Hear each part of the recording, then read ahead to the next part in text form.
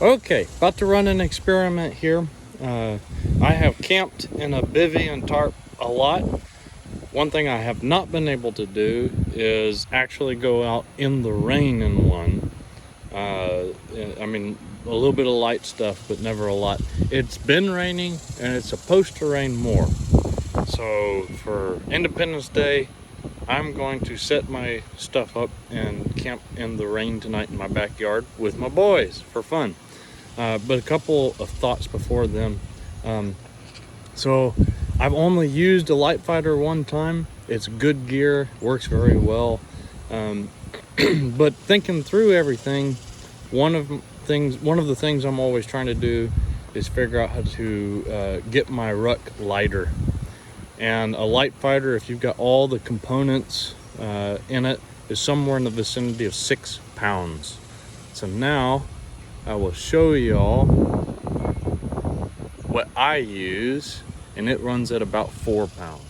So here's what I use. Now I don't include the walking stick in the weight because I'll be using that regardless, and I get the privilege as a chaplain of using that since I don't have my hands filled with weaponry. So hey, won't work for everybody. But all right, so I got these 4 stakes.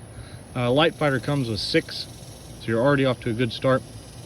My good old poncho. Now my understanding is they don't issue these anymore. Why, I don't know, because it's one of the best pieces of gear we have.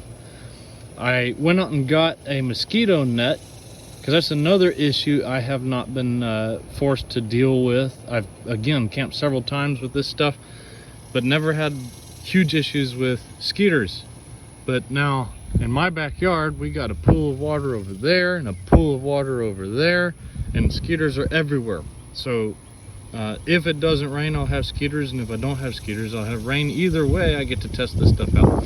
And I did include this little hatchet tool in my weight because while it is versatile, 99% of the time, the only thing I'm going to be using this for is to drive my stakes in, because usually I'm not going to be in a survival situation. So realistically, the only real reason I'm carrying this around is for setting up my stuff. So while it might have many applications and usages, I went ahead and included it in the weight because why not? So there's the gear, and we don't have the best, again, because of the pooling water, we don't have the best place to set up. But then again, I won't always have the best selection of a campsite. I have to go where I'm told. And this is the configuration I usually use. You start by putting the stakes straight into the ground in the poncho there. Put it on, clip it onto the stick in the midpoint, and then I've already got these taut lines tied on these corners that just kind of stays tied there as I put the poncho up, and put those stakes down where is appropriate and tighten it all up, and that makes my rain fly. Now I probably should put it down just a little bit lower on the stick. It would probably make it a little bit more rain proof. But for now, this is just without altering anything, the way I've got it, without changing my my point on my staff. This is the way the rainfly looks. Now, one thing I can do too, this is all, doesn't matter if we have trees or not. Now, if we had trees and I wanted to tie this up, I can give myself just a little extra clearance there, but that's what that looks like, no problem. And here's the whole setup. Now, besides the fact that I got to finish painting, there's still way too much white on the net there, although the UCP poncho, I guess, is not much better. But in any case, this net, I want to get a much smaller one, because really all I need, if I have this bivvy completely snapped up at the bottom where it's outside of the rain fly, I can get a much smaller net, which will save both space and weight, and just put it around where my face is. But in any case, I put the opening back here in the back where it's protected from the rain. That's the most important part, and why the rain cover is necessary, because my feet will be protected from the water, but getting in and out of the bivvy, if you're in the middle of a rainstorm and you don't have something to keep you dry, you're in trouble. Now, and half for you, half for your stuff, which is fairly similar to the clamshells we use. Now obviously, if you are sitting in a puddle There's no floor to this thing, and your bivy cover only gives you about 1 inch to 2 inches if you're positioned just right before it's lapping over into you. So don't be camping in water puddles. And how well this works, I don't know. We will find out tonight. I'm gonna leave this sitting around because I have a lot to do today. I'm just gonna leave this here. If it rains, it rains. And see what happens. And then tonight, I will get into it. In any case, it'll be a fun experiment. Hopefully, we get a good little downpour to see what it's like. And I'm not gonna have fun on this experiment. Woo! All alone. Say hi, kids. Hi. So I have no idea how this is gonna work, but I threw a tarp over their dome.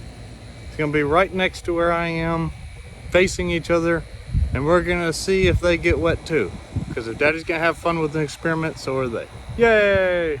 And this is where we crashed last night. So I was absolutely 100% right.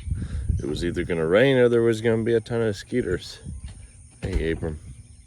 And there was a ton of skeeters. They were everywhere. There was swarms of them. And since I wasn't testing the rainworthiness, although my bag did stay perfectly dry, I decided to hang out with my kids under the dome and mainly just test the net. And there's the remnants of our experiment last night with my thing over there. So come to find out, oh cool, got a whole bunch of little friends came. Anyway, so come to find out, mosquitoes can get you through the net, even if they're not in there with you.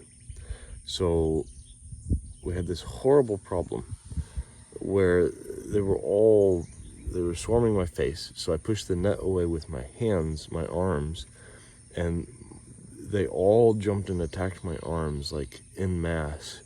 And then there was nothing I could do. Something was always touching some part of me. So lesson learned, which was the whole point of coming out, well, part of the point. Part of it was just to have fun with the kids. But lesson learned nonetheless. If I'm in my bivvy, nothing's gonna be touching my skin anyway. But if it's almost 80 degrees like it was last night, I'm probably gonna be laying on top of my bivvy, in which case I'll be against the net. So I probably, which is the advantage of the light fighter, the mesh is not touching you.